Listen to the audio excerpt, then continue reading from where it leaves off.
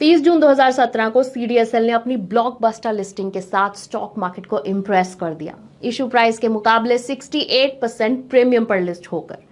लेकिन ये सीडीएसएल की सक्सेस स्टोरी का क्लाइमेक्स नहीं था, ये तो सिर्फ शुरुआत थी। असली विनर्स वो लोग रहे जिन्होंने स्टॉक को इतने सालों तक होल्ड करके रखा। अपने लिस्टिंग डे क्लोज से लेकर अब तक सीडीएसएल ने 1133% के अनबिलीवेबल एब्सोल्यूट रिटर्न्स दिए हैं, यानी 36.5% annualised returns. In other words 1 lakh का इन्वेस्टमेंट आज 12.3 लाख बन चुका होता, जबकि वही अमाउंट निफ्टी 500 में होता तो सिर्फ 2.8 लाख के आसपास होता। असल में सीडीएसएल ने खुद को स्टॉक मार्केट के बेस्ट वेल्थ क्रिएटर्स में से एक साबित किया है। अब एनएसडीएल, जो सीडीएसएल का पीयर है और इस डिपॉजिटरी डुओपोली की दूसरी बड़ी कंपनी है, अपना आईपीओ लेकर आई है। कंपनी इस आईपीओ के थ्रू लगभग 4012 करोड़ रेज कर रही है। सीडीएसएल के ब्लॉकबस्टर परफॉर्मेंस के बाद क्या एनएसडीएल भी उसी रास्ते पर चल पाएगी?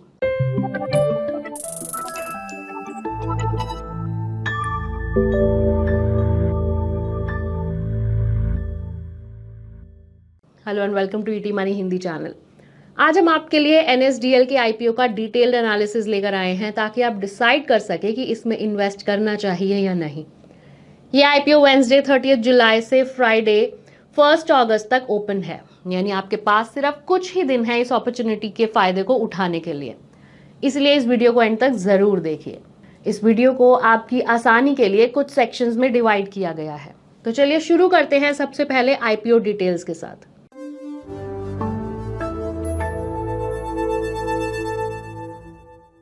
एनएसडीएल आईपीओ के की डिटेल्स आपकी स्क्रीन पर हैं। जैसे कि हमने देखा, एनएसडीएल आईपीओ का टोटल इशू साइज लगभग 4012 करोड़ का है। पूरा इशू एक ऑफर फॉर सेल है, ओएफएस। इसमें कोई फ्रेश इशू नहीं है। फ्रेश इशू में कंपनी नए शेयर्स इशू करती है, जबकि ऑफर फॉर सेल यानी ओएफएस में एग्जिस्टिंग शेयर होल्डर्स अपना स्टेक बेचते हैं। आईपीओ 30 जुलाई को ओपन होगा और 1 अगस्त को क्लोज। रिटेल इन्वेस्टर्स के लिए लॉट साइज है 18 शेयर्स का। प्राइस बैंड रखा गया है 760 से लेकर 800 के बीच। अपर प्राइस बैंड पर मिनिमम इन्वेस्टमेंट अमाउंट होता है 14,400 रुपीज। कंपनी की करंट शेयर होल्डिंग है 20 करोड़ शेयर्स। क्योंकि कोई फ्रेश शेयर्स इशू नहीं हो रहे, इसलिए पोस्ट इशू शेयर होल्डिंग भी 20 करोड़ शेयर्स ही रहेगी। कंपनी के पास कोई प्रमोटर नहीं है। ये कंपनी प्रोफेशनली मैनेज्ड है और इसके शेयर होल्डर्स में कई रिनाउंड फाइनेंशियल इंस्टीट्यूशंस शामिल हैं, जैसे IDBI bank, NSC, HDFC bank, सूटी, डॉयचे बैंक, एसबीआई और अदर इंस्टीट्यूशंस। अब इसमें से 6 इंस्टीट्यूशंस शेयर सेल में हिस्सा ले रहे हैं: IDBI bank, NSC, union bank, SBI, HDFC bank और सूटी। आईडीबीआई बैंक और एनएससी के पास फिलहाल 26% और 24% स्टेक है एनएसडीएल में। सेबी रेगुलेशंस के मुताबिक उन्हें अपना होल्डिंग 15% तक रिड्यूस करना है। यही इस आईपीओ के पीछे एक मेजर रीजन है। इस आईपीओ में एम्प्लॉयज के लिए भी एक कोटा रखा गया है 85,000 शेयर्स, जो 76 रुपीज पर शेयर डिस्काउंट पर मिलेंगे।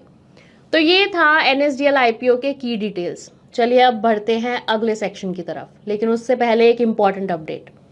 अब आप अपने म्यूचुअल फंड्स के अगेंस्ट लोन ले सकते हैं। अपने प्रेजेंट को एंजॉय करते हुए फ्यूचर के लिए इन्वेस्टेड भी रह सकते हैं, सिर्फ ईटी मनी ऐप के थ्रू। इंटरेस्ट रेट सिर्फ 10.75% पर एनम है। कोई फिक्स ईएमआई नहीं है, सिर्फ मंथली इंटरेस्ट पे करें। प्रिंसिपल अमाउंट जब कन्वीनियंट लगे तब रीपे करें। और सबसे अच्छी बात, सिबिल स्कोर की भी जरूरत नहीं है। तो अभी चेक करें अपनी eligible limit ET money app पर। और एक बड़ा फायदा, आने वाले 3 महीने तक जितने भी विड्रॉल्स आप करते हैं उन सब पर मिलेगा स्पेशल रेट ऑफ जस्ट 9.99% पर annum. So go for it now.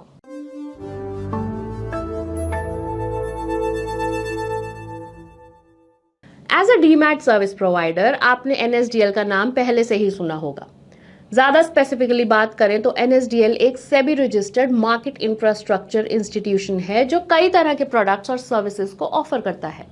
इसके 3 बड़े बिजनेसेस हैं: core depository services, NSDL database management limited, NSDL payments bank limited.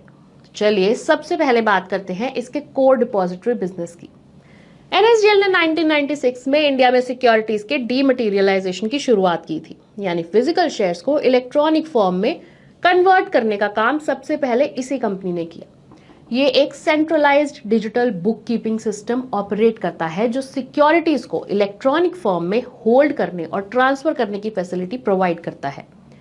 मार्च 2025 के डेटा के अकॉर्डिंग एनएसडीएल इंडिया का सबसे बड़ा डिपॉजिटरी है, चाहे बात हो डीमैट वैल्यू के सेटलमेंट वॉल्यूम की या एसेट्स अंडर कस्टडी के टोटल वैल्यू की।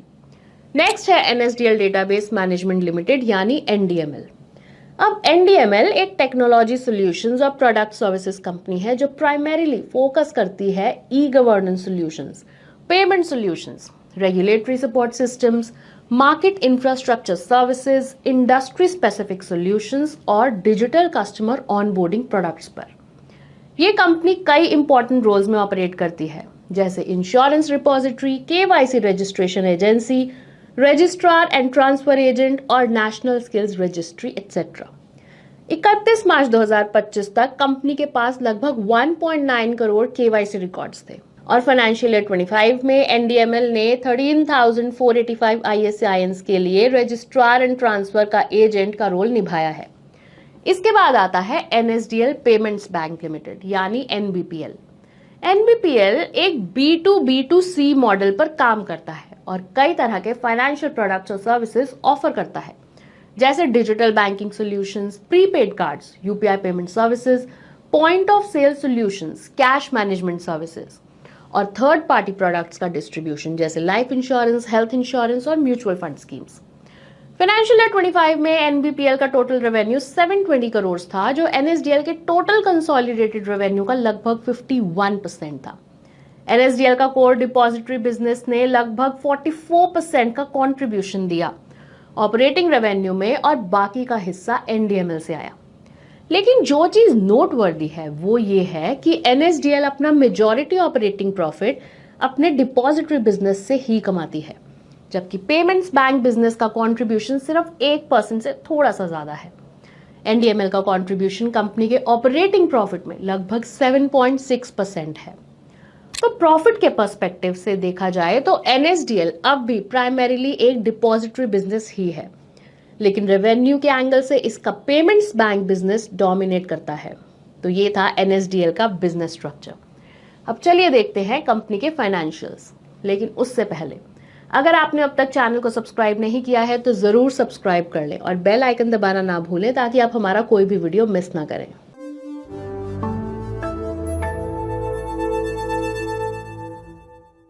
एनएसडीएल के की फाइनेंशियल नंबर्स आपकी स्क्रीन पर हैं। पिछले 2 सालों में एनएसडीएल का रेवेन्यू 18% पर एनम के रेट से ग्रो हुआ है, 1100 करोड़ से बढ़कर 1500 करोड़ के ऊपर पहुंच गया है। इस दौरान कंपनी का प्रॉफिट भी 21% पर एनम के रेट से ग्रो हुआ, 235 करोड़ से बढ़कर 343 करोड़ तक। एनएसडीएल ने इस पीरियड में कंसिस्टेंटली 20% से ज्यादा का ऑपरेटिंग मार्जिन मेंटेन किया है। कंपनी का रिटर्न ऑन इक्विटी भी काफी रिस्पेक्टेबल है विद एन एवरेज ऑफ 16.6%। ये कंपनी डेट फ्री है और इसका कैश फ्लो भी हेल्दी है। तो ब्रॉडली देखा जाए तो एनएसडीएल के फाइनेंशियल्स स्ट्रांग हैं, लेकिन बात सिर्फ यहां तक सीमित नहीं है। हमें इशू उसके पीयर्स के साथ भी कंपेयर करना होगा।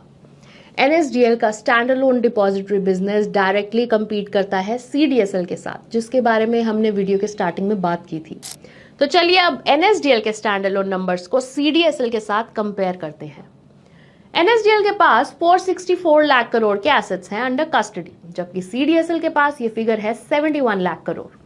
इस मैट्रिक के हिसाब से देखा जाए तो एनएसडीएल साइज में लगभग 7 टाइम्स बड़ा है सीडीएसएल से। अगर हम इशुअर्स ऑफ सिक्योरिटीज की बात करें तो एनएसडीएल के पास लगभग 80,000 इशुअर्स हैं, जबकि सीडीएसएल के पास अराउंड 36,000, यानी एनएसडीएल का नंबर सीडीएसएल से मोर दैन डबल है। लेकिन इंटरेस्टिंगली सीडीएसएल के पास डिपॉजिटरी पार्टिसिपेंट्स का नंबर एनएसडीएल से लगभग डबल है। डिपॉजिटरी पार्टिसिपेंट वो इंटरमीडियरी होता है जो इन्वेस्टर और कंपनी के बीच का ब्रिज होता है, जैसे कि स्टॉक ब्रोकर्स। सीडीएसएल के पास 15.3 करोड़ डीमैट अकाउंट्स हैं, जबकि एनएसडीएल के पास सिर्फ 3.95 करोड़, जो सीडीएसएल का सिर्फ 1/4 है। अब इस फर्क का एक मेजर रीजन है दोनों डिपॉजिटरीज का फोकस एरिया। जहां सीडीएसएल प्राइमरीली रिटेल इन्वेस्टर्स को केटर करता है, वहीं एनएसडीएल का यूज ज्यादा इंस्टीट्यूशंस के द्वारा किया जाता है। इसी इंस्टीट्यूशनल टिल्ट की वजह से कस्टडी वैल्यू पर डीमैट फॉर एनएसडीएल काफी ज्यादा है, 1.18 करोड़ पर डीमैट एनएसडीएल के मुकाबले में 5 लाख पर डीमैट फॉर सीडीएसएल। एनएसडीएल लगभग पूरी इक्विटी, डेट और दूसरे सिक्योरिटीज की वैल्यू को सर्विस करता है जो फॉरेन पोर्टफोलियो इन्वेस्टर्स के द्वारा डीमैट फॉर्म में इंडिया में होल्ड की जाती है। इसके अलावा एनएसडी का डेट सिक्योरिटीज के डीमटेरियलाइज्ड वैल्यू में 97% मार्केट शेयर है, जो टोटल मिलाकर 52 लाख करोड़ से भी ज्यादा है। लेकिन अगर हम मार्केट साइज की बात करें तो इस मामले में एनएसडीएल सीडीएसएल का आधा भी नहीं है। एनएसडीएल का स्टैंडअलोन रेवेन्यू 731 करोड़ है, जो सीडीएसएल के 985 करोड़ से कम है। रेवेन्यू ग्रोथ के मामले में भी सीडीएसएल एनएसडीएल से आगे है। सीडीएसएल का स्टैंडअलोन रेवेन्यू 35% पर एनम से ग्रो हुआ है, जबकि एनएसडीएल का ग्रोथ रेट 23% पर एनम रहा है। यही trend PAT, profit after tax और उसकी ग्रोथ में भी देखने को मिलता है। सीडीएसएल का प्रॉफिट और उसका ग्रोथ दोनों ही एनएसडीएल से बेहतर रहे हैं। दोनों कंपनीज के ऑपरेटिंग मार्जिन्स हाई हैं, लेकिन एवरेज के हिसाब से सीडीएसएल को थोड़ा एज मिलता है। एवरेज आरओई के मामले में भी सीडीएसएल एनएसडीएल से काफी आगे है। और अब बात करते हैं वैल्यूएशंस की, जैसे प्राइस टू अर्निंग्स और प्राइस टू बुक रेशोज की। एनएसडीएल के वैल्यूएशन मैट्रिक्स के हिसाब से ये सीडीएसएल के कंपैरिजन में काफी बार्गेन पर मिल रहा है। एनएसडीएल का पीई रेशो 46.6 है, जो सीडीएसएल के 68.2 के मुकाबले में काफी सस्ता है।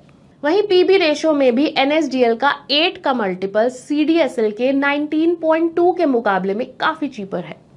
क्योंकि एनएसडीएल का पेमेंट्स बैंक बिजनेस कंपनी का 50% से ज्यादा ऑपरेटिंग रेवेन्यू का कंट्रीब्यूशन करता है, ये जरूरी हो जाता है कि हम देखें कि ये बिजनेस अपने पीयर्स के कंपैरिजन में कहां स्टैंड करता है।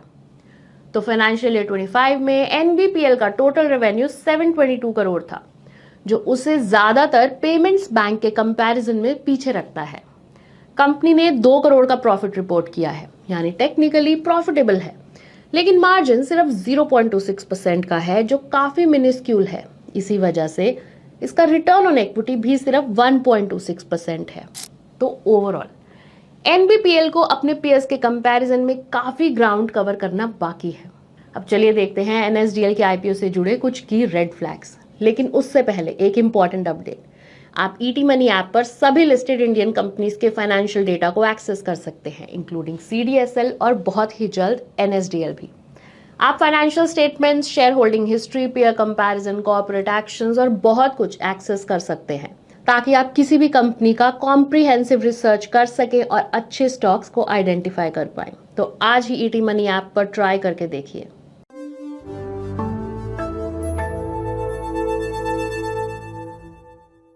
आईपीओ इन्वेस्टिंग में सिर्फ बिजनेस और फाइनेंशियल्स इवैल्यूएट करना काफी नहीं होता, आपको कुछ आईपीओ स्पेसिफिक मैट्रिक्स पर भी ध्यान देना चाहिए।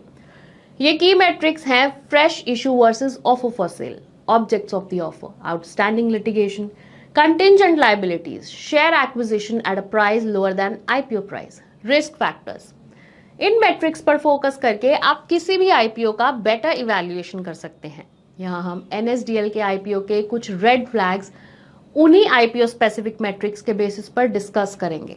तो सबसे पहला रेड फ्लैग ये है कि पूरा इशू एक ऑफर फॉर सेल है।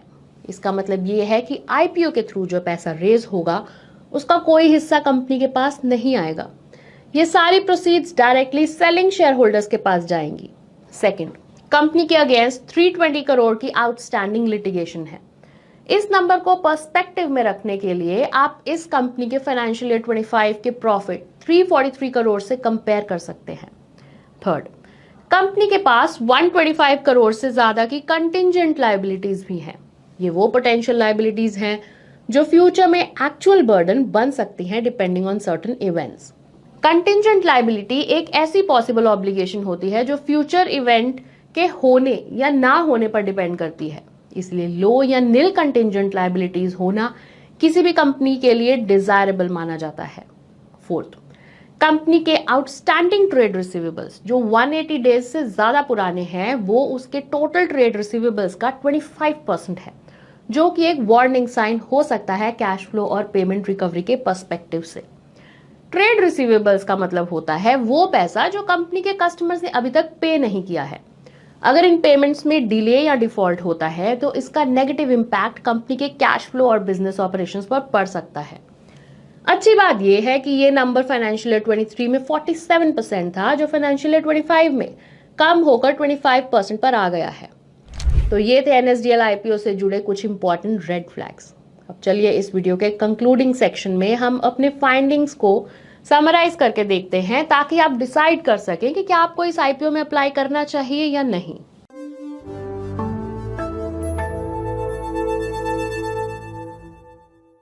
चलिए सबसे पहले बात करते हैं एनएसडीएल की स्ट्रेंथ्स की।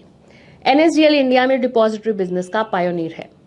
ये एक डुओपोली सेटअप में ऑपरेट करता है, जहां इसका सिर्फ एक मेजर कंपेटिटर है, सीडीएसएल। इस वजह से एनएसडीएल की मार्केट पोजीशनिंग काफी स्ट्रांग है।